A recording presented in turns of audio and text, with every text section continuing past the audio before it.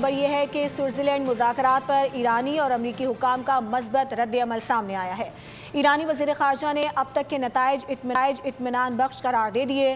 عباس عراقچی نے پاکستان سے اظہار تشکر بھی کیا، جبکہ امریکی حکام بھی پیش رفت پر مطمئن دکھائی دیتے ہیں۔ سوئٹزرلینڈ مذاکرات پر ایرانی اور امریکی حکام کا مثبت رد عمل سامنے آیا ہے۔ ایرانی وزیر خارجہ نے اب تک کے نتائج اطمینان بخش قرار دیے ہیں۔ عباس عراقچی نے پاکستان سے اظہار تشکر بھی کیا، جبکہ امریکی حکام بھی پیش رفت پر مطمئن دکھائی دیے۔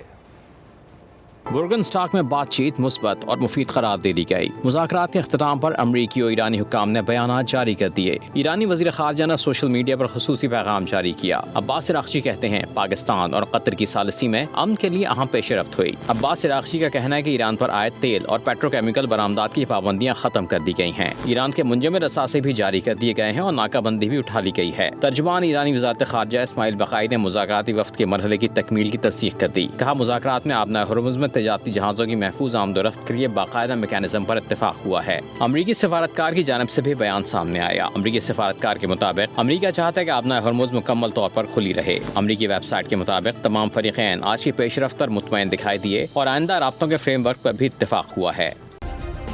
سبسکرائب کریں اور بیل دبائیں تاکہ کوئی خبر رہ نہ جائے۔